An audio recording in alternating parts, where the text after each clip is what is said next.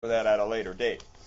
But some of the things that we understand and we take into consideration, and frankly, if you know how to program any one of these that might be missing from a content management system, you could actually work around.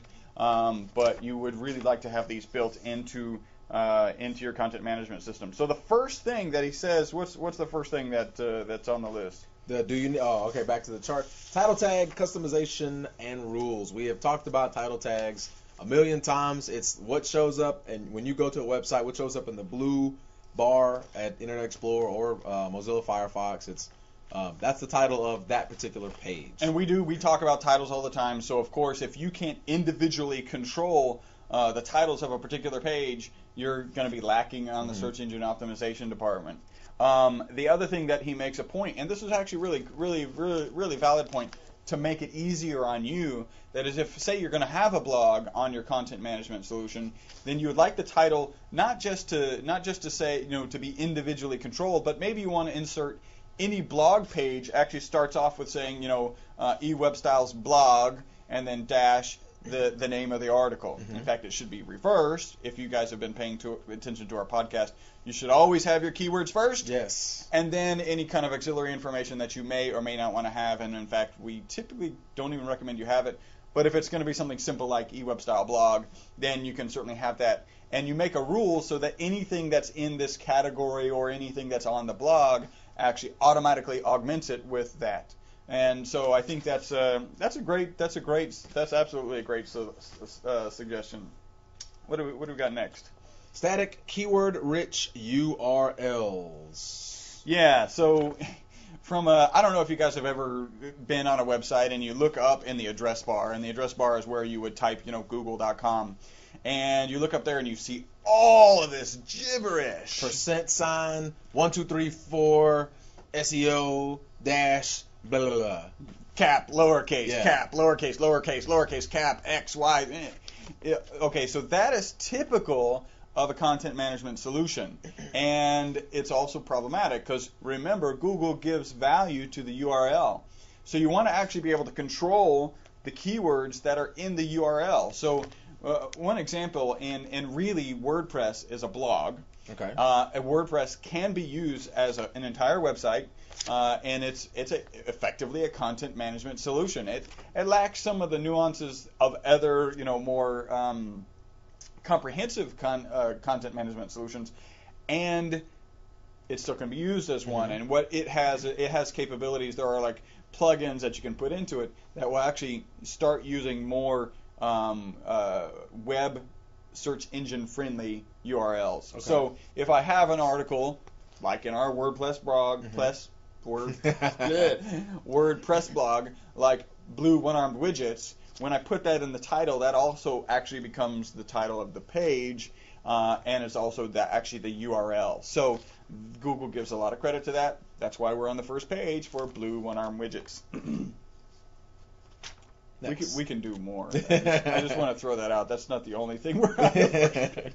It sounds like, wow, those guys can get on the first page for blue one-arm widgets. Which we actually did, which was actually cool, kind of like a funny experiment. Yeah, it worked. We're still there. Yeah. Number 3, meta tag customization. I mean, I've kicked that dead horse dead, basically. Yeah. Everybody hold on, though. Wham! One more kick, because meta tags are really important. And of course, in a content management solution, you want to be able to tweak the meta tag for each and every page. Yeah, so, and these are like quick. I'm just thinking off the top of my head. Title tag, meta tags. You can adjust those things quick, fast, in a hurry. I'm not saying you don't want to spend hours doing those. Pick your keywords and put them in.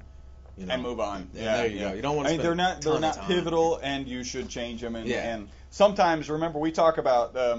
Literally, we talk about SEO, search engine visitor optimization, starting at the SERP. Remember, starting at the search engine result page. If it's possible to get your phone number to show up, so you do a search for rattan furniture and the phone number can actually show up there. You don't even have to go to the web page. You can say, "Oh, rattan furniture," boom, bang. Give them a call.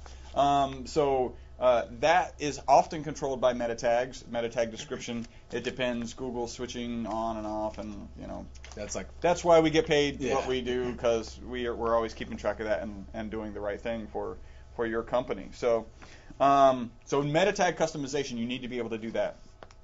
And in Joomla, you can. That's one of the reasons we're switching to it. Of course. Joomla, which means all sorts of weird things. Right? Really? Arabic friend was over here and it says, that means sentence. Really? Yeah. I didn't know that. Yeah. Sentence. Learn something every day. And donkey. Donkey. I'm kidding. I like donkey. I'm sticking with that. The next one is enabling custom HTML tags. Tell us about that, Paul. The one that I think of is the first one that he put was a no-follow tag, which is basically a customized tag that'll tell someone don't follow this particular page. I know there's other custom tags. I mean, there's hundreds and hundreds and hundreds of I was tags. trying to throw you under the bus. You did an awesome job there.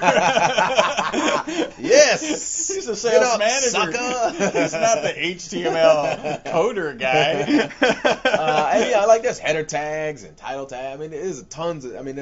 I've probably read 50 different tags. I don't know them all, but I know there's tons and tons of different tags. And most of them are actually going to be naturally built into a CMS. Mm-hmm. And what this is saying is, like a no-follow tag is not something that you use on a regular basis. Mm-hmm. You use it very specifically if you don't want a search engine to recognize traffic that you're sending somewhere else. Mm-hmm. Go back and listen to an older podcast for a more in-depth explanation of that. But there are other tags, headline tags, sub-headline tags that just aren't used very often, and you want to be able to put those in. And really, even better than that, you really want to be able to put them in and have it understand them, which kind of means it's going to be built in. So I would almost disagree with this. Okay. Because I would say that it shouldn't be about custom header tags or extra functionality HTML tags. It's not header tags, HTML tags. Because they shouldn't be extra. They should be, any kind of editing that you're going to do inside of a content management solution. It should render all HTML tags as they're supposed to be. And, the HTML tags that exist are very well documented. Google Chrome follows them. Firefox follows them. IE follows most of them. I had to throw that in there. That was a cheap shot at Microsoft. Kick the donkey. All right, so what do we got next? We got internal anchor text flexibility. Okay, now everybody, by this point, if you've listened, you should understand anchor text and the importance of anchor text. And we've talked about it all the time. You need to have keywords in your anchor text. So an anchor is, you're reading something and you see a link. The words that are in a different colors, often underlined, that you click, you go to another page, that's your anchor text. Yeah, and what it's making the point is, and typically in a content management solution, you have the ability to break up articles or web pages as in different categories or different subcategories. And what it's saying is, I may call a category blog, right? Okay. But maybe you might all the tags that link to my blog really should say SEO blog, right? Oh. Or search engine optimization blog, or whatever it may be. And so from kind of the perspective back office side of things, I just want to call it blog, and really I should be able to customize the links that link to my blog pages so that they actually say, search engine optimization blog. And so that would be kind of additional functionality. It's not obvious. Like for a programmer, I see why you would just do one, and then you might want to force your user to call everything search engine optimization blog, but that's a lot longer. So if you end up doing any hand coding or anything, you really should have that flexibility to do both. So that's one of the points. Are we at time? Well, yeah, let's do one more. We're gonna give them, because they tuned in early. It's Thursday. Okay. They joined us early, so we're gonna give you one more bonus one. Intelligent categorization structures. I don't know what that means, so we're done. All right. Well, I don't. All right. A close second to poor URLs is poor category structure.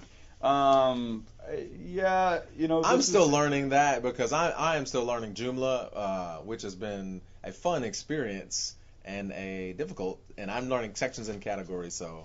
Well, and Joomla is, it's open source, which has very significant advantages in terms of the community that is continually writing code, and it's written by coders. So I think Paul's experiencing the coder's world, which is not Y'all entirely. you can keep that. How about that?